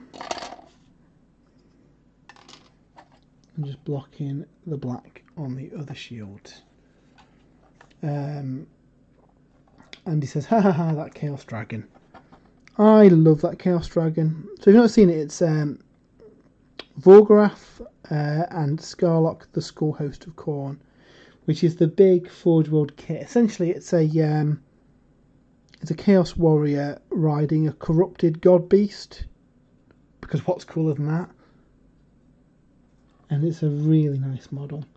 It's actually had I think it's had 100 point cut as well, which is nice. I can get an extra unit of something in there now. But one of the problems it has, certainly in the current Khorne battle tome, is that the base of it is so big, it can't actually be affected by a lot of the auras in the book, which is a shame. I really like the model, so I'd like to see it hit the battlefield a lot more. I mean, I'll take it to games because I don't care about how competitive it is. If it looks cool, it goes in the list. But yeah, I think he's probably a little bit too expensive for his points, for his power in the game. I haven't tried him with the point cut that he's had, so yeah, I'm interested to see if it does get any more points revisions in the future, or maybe even a different war scroll. The instruction manual is really nice because you get the full kind of like lore. I wonder if we've got it to hand. I might not have it to hand. Yeah, sorry. You've got like the full lore about the dragon and the Chaos Warrior and their backstory in the kind of like construction manual, which I think is a really nice touch. Okay, so we have blocked out the black. The red's pretty much done. While we're waiting for the black to dry, what I'm going to do now is start picking out the brown of the boots and the fur and those other details. I don't know what colour to do the grips on the weapons. What do you guys think in the chat? Do we go for like a kind of like bone, like linen wrap kind of effect? Or do we even go red? There's a lot of red on these models already, but maybe like a different colour red, maybe even magenta or something on the actual grip of the weapons. What do you guys think? We're going to have to do some cool spooky glow effects on these spells coming out of him as well. Again, I think the stock art uses green. That might contrast well against the red, but kind of a blue flame would look cool as well. So we'll have a think about that. And what we've got going down in the chat. If I take the Heart Woman, I always forget the shooting attack. It's like a whole new phase going to open for me. Yeah, so very limited shooting so far in the Slaanesh army. Dave, please stop teasing me, Matt. Fingers crossed. Some new Chosen would be nice. Maybe they could get a multi-part kit in a Shattered Realms book. That's not a bad call for any new models for most forces. Obviously, we've got the Techless book next. Presumably, these new Lumineth kits are coming out alongside that. So, probably wouldn't expect any kits for any other armies at that point. But certainly, we don't know how many Broken Realms books there's going to be. So, if there are different Broken Realms books for various factions, then we could well get some new kits with them. That'd be cool. Andy says Codex Inquisition incoming fall 2042. It sounds about right.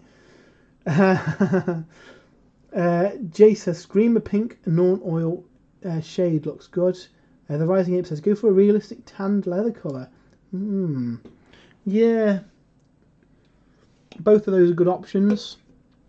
And both of those are very good options. So what I'm going to do first is the boots and the bits that are definitely like brown. We're going to do them first. See how that looks to kind of like I suppose like the composure of the model. How much of it is brown, and then either leather or kind of like a pinky purple for the handle. Yeah. So what we've got first though is getting some of this brown in. So we've got the boots. We've got the fur on her thing there. We're rebasing the horns in a brown as well, and then we can use that to build up the bone effect that we do.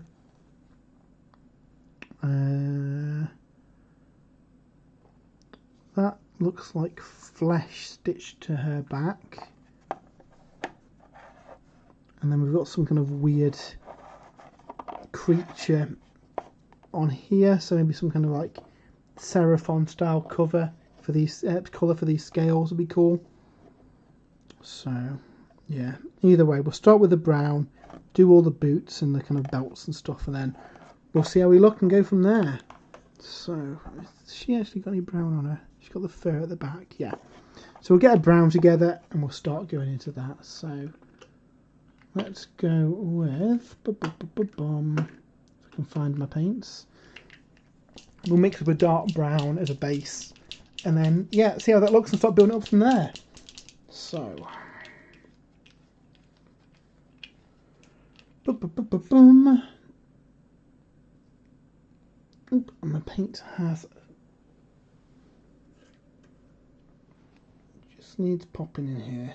So we talked about the pros and cons of dropper bottles.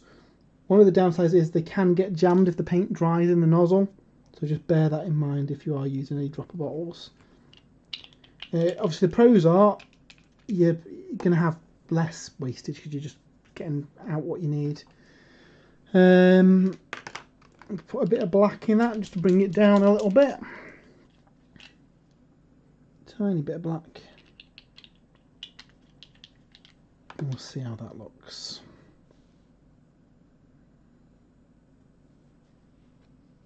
Okay, you can see that there. We're going to start with a dark brown, build up that, and then we've got something to highlight from.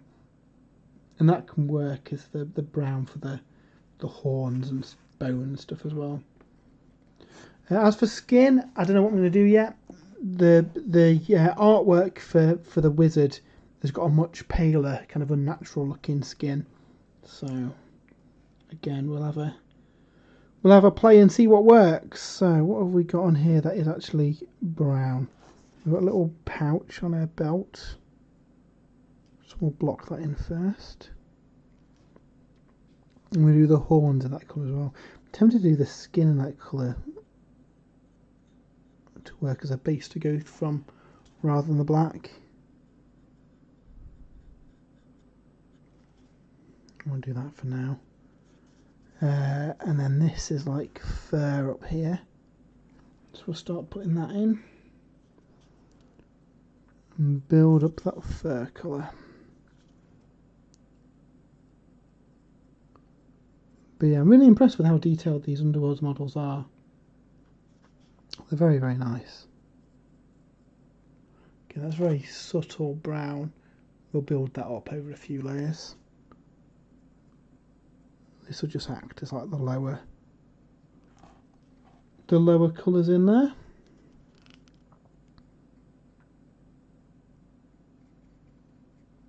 Yeah, that looks alright.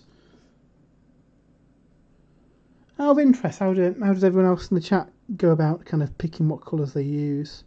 Do you work from the box art? Do you concoct something yourself? Obviously, the Warhammer TV guides are super handy for getting your colour schemes down. I've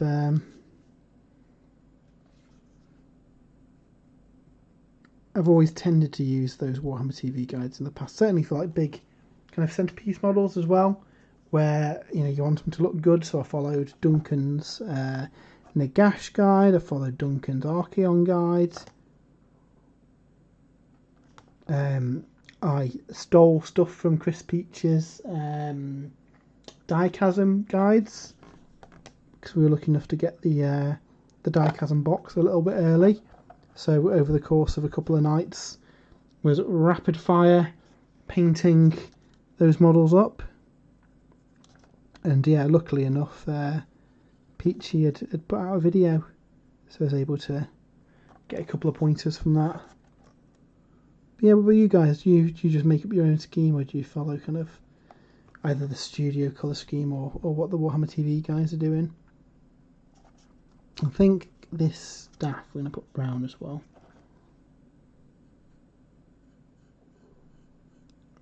I'll have like a metal head and a metal kind of foot on it.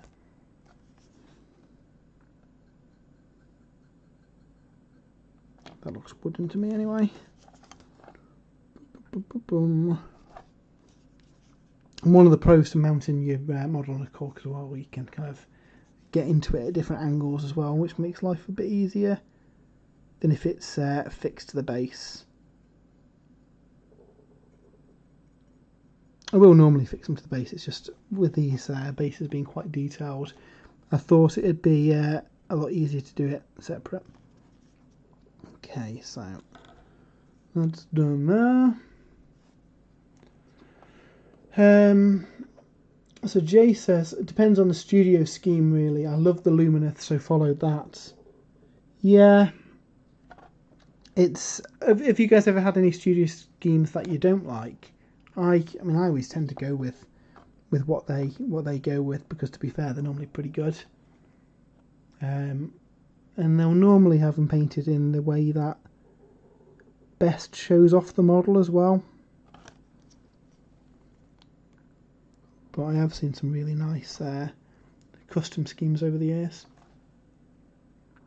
I'm always impressed when somebody manages to cook up their own scheme for a model. It looks a bit different. It kind of really, especially at events and stuff, it makes them stand out. So I do. I am very jealous of anyone who can cook up a really cool custom scheme for an army, because they tend to look really good. Andy Woods, I typically copy GW colours, but I'd like to go more into my own schemes going into the future. Jay says armies like Eldor came up with his own. So yeah, Jay, you're what are they called? Imlock, I think they're called. They're kind of like orange and grey. They look really, really good. Very, very different to other Eldar armies I've seen. I did a Iron Ravens Space Marines force, which I think one of the heavy metal painters, Paul Norton, created, and I again didn't come up with my own scheme, ripped that off, but I suppose it's not a main codex colour. So there was an article in I think it was in a White Dwarf or a Warcom article, where he covered kind of the scheme that he painted the army in, so used that to work out what I needed to be doing. But yeah, I'd like to create a scheme for my force myself. I think that'd be a bit of an achievement. That might be one to go on the hobby resolutions list for next time. Right, so now we're going to do the fur on her back. Again, this is a very black brown at the minute, but we'll build this up through more browns to get the final effect. Probably in a similar way to how I did the cape, and really I could have maybe hit the brown with the airbrush, but I'd be in danger of hitting the red then, and the red one was what I felt was the most benefit to doing with the airbrush. You know, if I had a choice over what bits I need to cover. We're blocking this.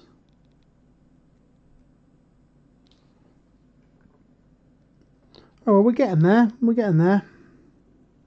Not bad going on these. I reckon we could probably get these done in a couple of sessions.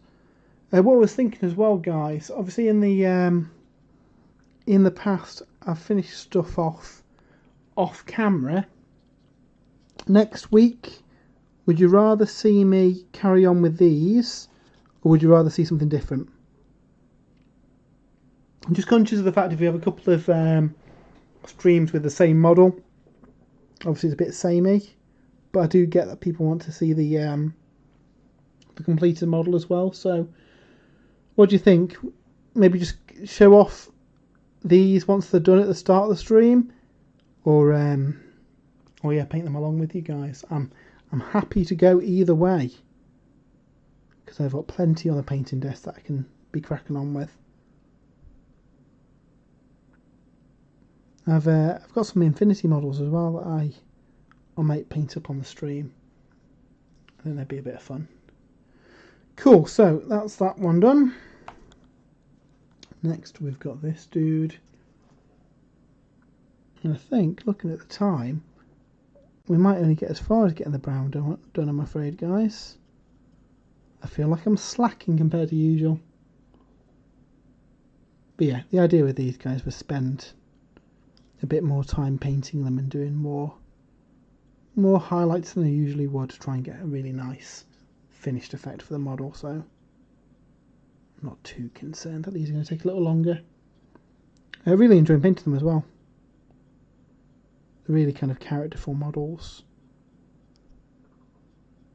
And again, because they're all different sculpts, you haven't kind of got the production line feeling you sometimes do get when you're batch painting models. I think we're going to have to mix up some more paint to finish these guys off, because I'm running low.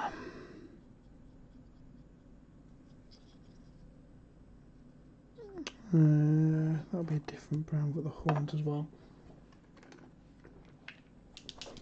Rising Ape says, in the past I've used the studio scheme or followed a Warhammer TV guide. More recently I've created a homebrew storm host, silver armour with green cream cloth. And the Blood Bowl team is from Norn, so black gold. Nice. That's pretty cool. I like the sound of that. Put that in there.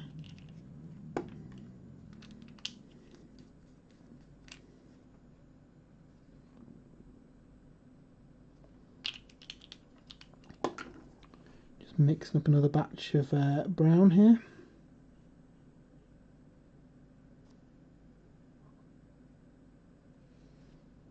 A bit more brown in there.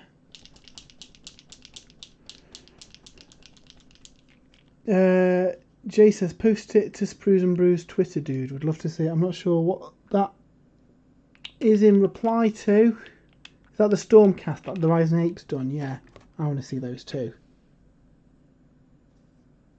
They sound cool. Of course, we've got a new batch of brown paint there. So, what was I doing? We just touch that a little bit. And then he's got a belt, so we'll just pick out the belt there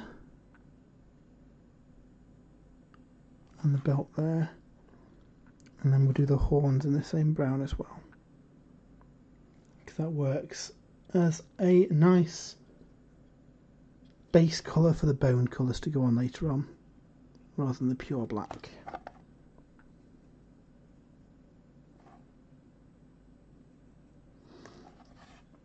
And he's got a big horn coming out of his shoulder, so we'll do that brown too.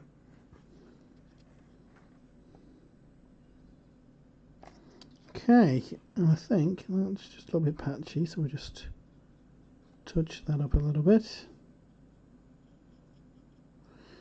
Yeah, I think we're done with him too. So we'll pop him down. And then we've got this dude. Again, the boots need to be done, so we'll start with them.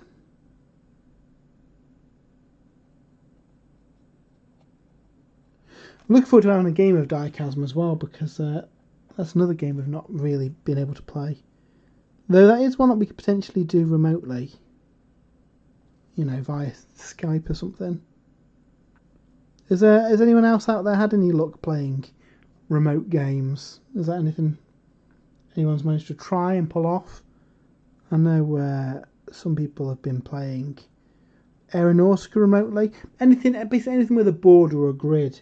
You can easily give a grid reference to the other player and, you know, use some proxy models on your table to represent their models and then move them around following their commands. Obviously it'll take a little bit longer than a normal game, but yeah, it should work. It should work quite well in theory.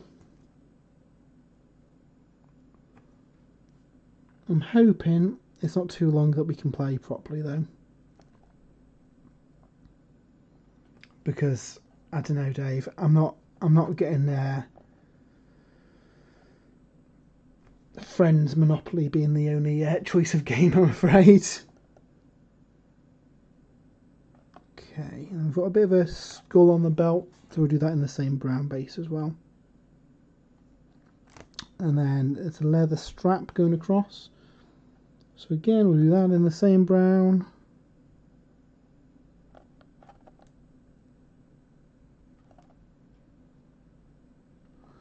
And then we can always build up from that later on.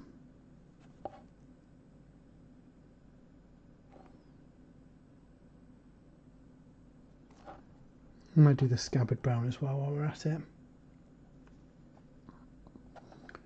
So I'll put that there. Do the scabbard of this sword in brown too.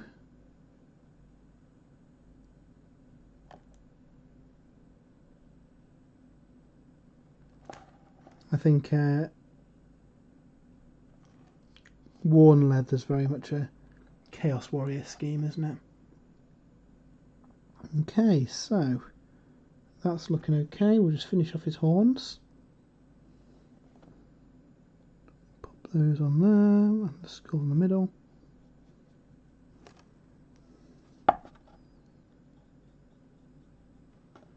So we've got a tassel on the bottom of this as well.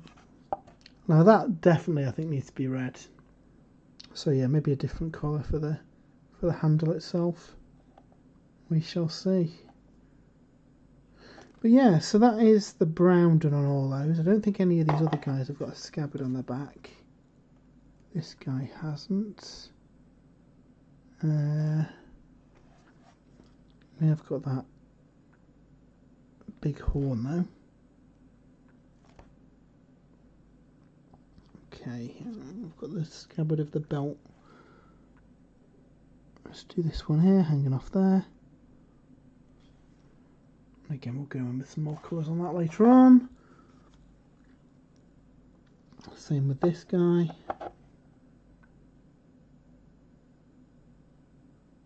Block that in there.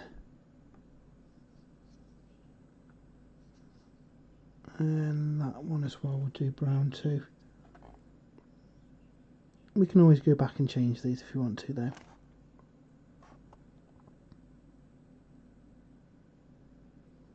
Just gives us a nice neutral base for whatever colour we follow with, really. Be careful to not go on the cape. That'll be gold at the bottom.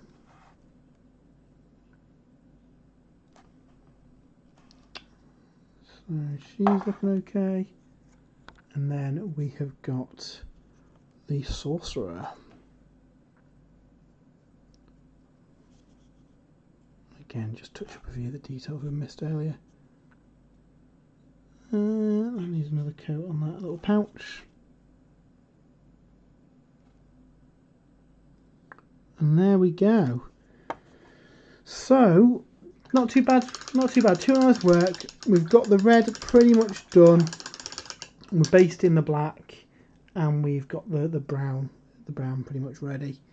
So yeah, so after this, again, let us know on Twitter what your thoughts are about carry on these on the stream, or I'll do them off stream and just show the finished results on Twitter. Let us know your feedback. But yeah, I think we're not going to have enough time to do all the edge highlight of the armour today, so that'll be the next job on these, really. But yeah, I'm happy with how they've turned out so far. It's I've been really looking forward to painting these guys, and they are certainly fun models, and a lot of variety in like textures and pose across the models as well. So would definitely recommend picking these up if you do fancy something different to paint. So yeah, I think we will call it there for today, though, guys. Like I say, though, if you are interested in painting these, give us a shout. I'll give you some pointers and stuff. And if you want to see me carry on painting these next week, please let me know, because I think that could be a bit of fun. So yeah, until next time, hope you all have a good weekend, and I'll see you next week on the stream. See you later.